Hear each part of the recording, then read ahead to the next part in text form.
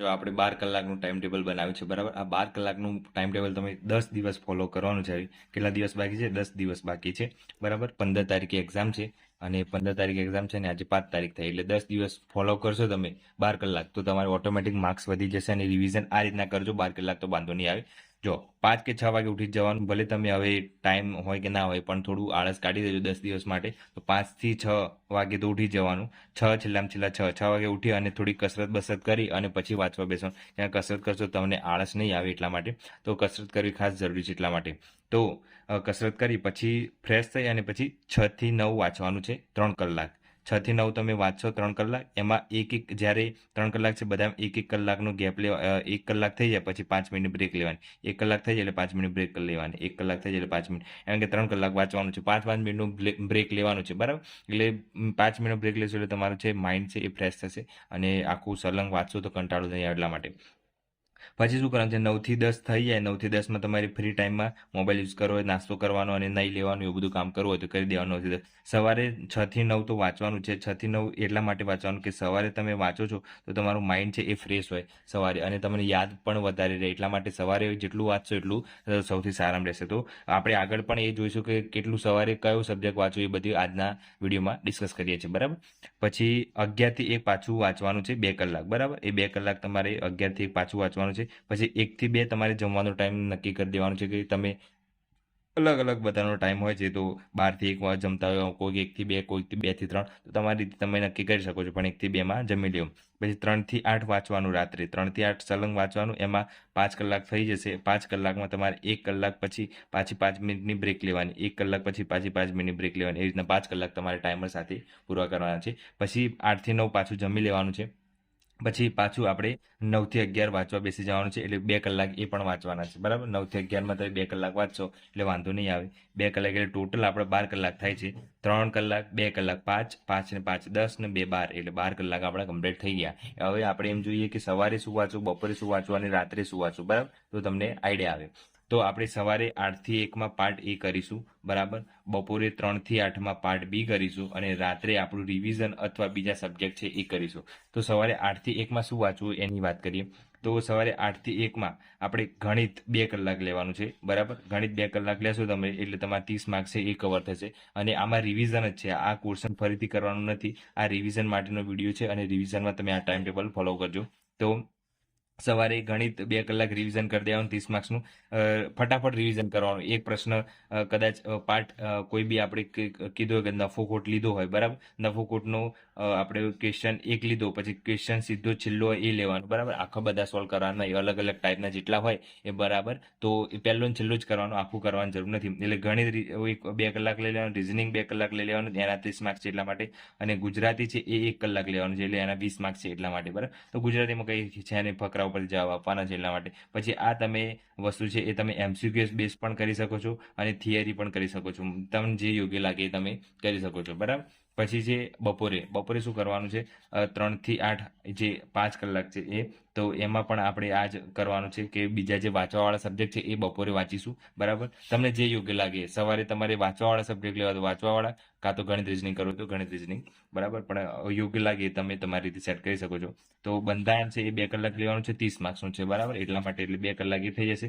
અને ભૂગોળ 1 કલાક, ઇતિહાસ 1 કલાક અને વારસો 1 કલાક. ઇતિહાસ અને વારસો બધું સેમ જ છે એટલે એ વાંધો નહીં આવે. એ 50 માર્ક્સનું છે એટલા માટે ઇતિહાસ, ભૂગોળ, વારસો છે એ 3 કલાક તમારે આપવા પડશે તો તમારે મેળ ખાશે. એટલે રિવિઝન કરવાનું છે, ફાસ્ટ રિવિઝન ફટાફટ કરી દેવાનું એટલે વાંધો આવે નહીં.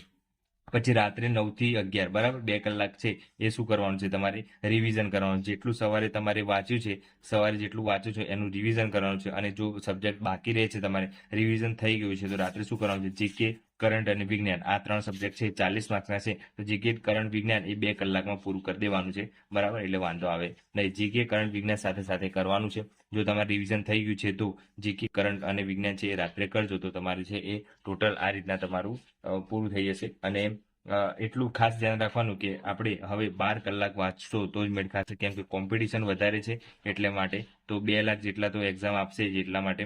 તો કોમ્પિટિશન વધારે છે, 12 કલાક રોજના આપશો. પબ્લિક બધી 14 કલાક વાંચે છે એટલા માટે. તો 12 કલાક તો આપી જાઓ. બધાને રિવિઝન પણ થઈ ગયું છે અને અત્યારે ચોથું રિવિઝન ચાલતું હશે બધાને મોસ્ટ ઓફલી. એટલા માટે કહું છું કે વધારે જેટલું વાંચશો એટલું તમને બેનિફિટ રહેશે. તો એક વસ્તુ બીજું હતું કે તમારે કયા કયા આઈએમપી ટોપિક ખાસ કરી લેવાના તો તમને વાંધો ના આવે. તો જોઈએ હું તમને થોડા આઈએમપી ટોપિક બતાવું એટલા ખાસ કરી લેજો. તો બંધારણ 30 માર્કનું છે એમાં તમે ખાસ કરીને કયા કયા ટોપિક કરજો તો આમું ખાસ છે તો આમું કરી દેજો. મૂળભૂત અધિકારો છે આઈએમપી છે, વારંવાર પૂછાય છે તો એ કરી દેજો. પંચાયતી રાજ મોસ્ટ આઈએમપી છે, પછી મૂળભૂત ફરજો આઈએમપી છે અને રાજનીતિ માર્ગદર્શક સિદ્ધાંત આઈએમપી છે. સર્વોચ્ચ અદાલત, વડી અદાલત કરી દેજો. એની નિમણૂક કોણ કરે છે એ પણ કરી દેજો.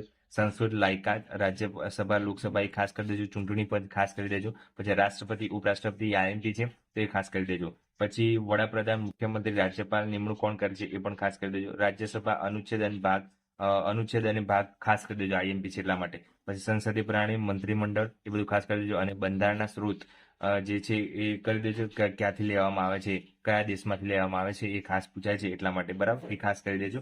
અને બીજી વાત કરીએ આપણે ઇતિહાસની, તો ઇતિહાસમાં શું કરવાનું છે, આટલા આઈએમપી ટોપિક એટલા માટે છે કે અગાઉ મેં બનાવ્યા હતા એટલા માટે ફરીથી આપણે ફાસ્ટ રિવિઝન કરી દઈએ એટલે કે તમને કદાચ રહી ગયું હોય કોઈને જોવાનું હતું એટલા માટે. તો સિંધુકીની સભ્યતા, મૌર્ય, જૈન, બૌદ્ધ, વિદેશ યાત્રાળુ ક્રમમાં ગોઠવવાનું છે. વિદેશી ક્રાંતિકારીઓ ખાસ કરી દેવાનું છે. પછી રાજાઓ ક્રમમાં ગોઠવવાના છે, ચંદ્રગુપ્ત મૌર્ય એ બધા ખાસ યાદ રાખવાનું. સરદાર પટેલ, ગાંધીજી વિશે ખાસ કરવાનું છે. સંસ્થાને સ્થાપક જેમ કે રામકૃષ્ણ મિશન કોને સ્થાપના કરી હતી એ રીતના. પછી વેદો વિશે મહાજન પદ અને વનરાજ ચાવડા સોલંકી એ ગુજરાતના વિશે છે. 1857 વિપ્લવ, બરાબર, અને સાતવાહન, દક્ષિણના રાજા આઈએમપી છે. સત્યાગ્રહો ખાસ કરી દેજો અને યુરોપિયન પ્રજાક્રમમાં ગોઠવવાનું છે ખાસ કરી દેજો. મુગલ કાળ એ ખાસ રચના અને રચયિતા જેમ કે કલ્હણ, જયદેવ, પૃથ્વીરાજ રાસો એ ચંદ્રબદાય દાસ એ ખાસ કરી દેજો. એ રીતના બધા પૂછાતા હોય છે એટલા માટે. પછી આપણે વાત કરીએ સાંસ્કૃતિક વારસાની. વારસાનો બધા મોસ્ટ ઓફલી ક્વેશ્ચનો આવતા હોય છે કે વારસામાં શું કરવું. તો વારસામાં એક વસ્તુ યાદ રાખવાનું કે કંઈ વધારે કરવાની જરૂર નથી. આ તો મેં અગાઉ કીધું હતું એટલે અત્યારે ખાસ કહી દઉં કે આદિવાસી જનજીવનમાં જે તહેવારો, મેળાઓ આવતા, ધાર્મિક વિધિઓ એ બધી ખાસ કરી દેવાની છે. અને ગુજરાતી સાહિત્યકારો, રચના, સ્થાપના એ બધા 30 સ્થળો ખાસ કરી દેજો. મેળાઓ ખાસ કરી દેજો. સંગ્રહાલય, પુસ્તકાલય ખાસ કરી દેજો. પર્યટન સ્થળો ખાસ કરી દેજો. અને ગરબા નૃત્યો ખાસ કરવાના છે. પછી વાવ કરી દેજો, બરાબર. અને ભગવાનના વાહનો જેમ કે લક્ષ્મી માતા, ઘુવડ છે એ બધું કદાચ પૂછાય તો એ ખાસ કરી લેજો. એ રીતના પૂછાય છે અમુક વાર. અને પવિત્ર ધામ 4 એ ખાસ કરી ક્યાં આવેલા છે, ક્યાં એ ખાસ કરી દેજો. પછી હેરિટેજ વિલેજ કરી દેજો. ગુફાઓ ગુજરાતમાં જેટલી આપણે આવેલી છે એ ખાસ કરી દેજો, એ પૂછાય છે એટલે. અને ગુજરાતના યુનેસ્કો વિશ્વ એ બધું પૂછાય છે એટલે એ પણ કરી દેજો. અને દક્ષિણ ભારતીય શૈલીઓ ખાસ કરવાની છે તો એ પૂછાય છે એટલા માટે એ કરી દેવાની છે. પછી બીજું છે કે આપણે ભૂગોળમાં પણ બધાને મોસ્ટ ઓફલી એમ થતું હોય છે કે શું વાંચવું. તો ભૂગોળમાં પણ આપણે વાત કરીએ તો ખેતીના પાક વિશે આઈએમપી છે જેમ કે ભાલ પ્રદેશ શેના માટે પ્રખ્યાત છે એ, બરાબર. પર્વતો વિશે, ગીર પર્વત હિમાલયમાં આવેલ છે. રેખાઓ પસાર થાય છે, કઈ કર્કવૃત ગ્રીસ રેખા કયા રાજ્યમાંથી પસાર થાય છે પૂછાય છે તો એ કરી દેજો. વસ્તી ગણતરી, ભારતીય નદી જેમ કે ગંગા, ગ્લેશિયર, નર્મદા, અમરકંટક એ બધું પૂછાય છે. ઋતુઓ, જંગલો માટે આઈએમપી છે. મેઘનું જંગલ ખાસ કરી દેજો.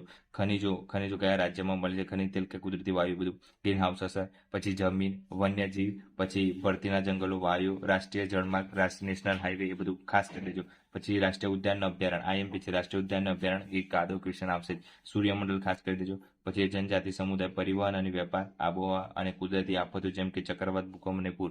આટલા ટોપિક છે એ ખાસ કરી દેજો તો તમને વાંધો નહીં આવે. અને અગાઉ આપણે આ જે ટાઈમ ટેબલ બનાવ્યું છે એ તમે ફોલો કરશો તો તમને આ બહુ ઉપયોગી થશે. અને રોજના તમે 12 થી 14 કલાક વાંચશો તો તમે આ એક્ઝામ છે એ પાસ કરી શકશો. અને રિવિઝન છે એ ખાસ કરી દેજો અને રિવિઝન રેગ્યુલર રાખજો. પછી એમસીક્યુએસ ઉપર જ ના રહેતા, બરાબર. થિયરી ઉપર જેટલું રિવિઝન કરેલું હશે એટલું તમને ફાયદો થશે, બરાબર. અને વિડીયો ગમે તો લાઈક અને સબસ્ક્રાઇબ કરી દેજો.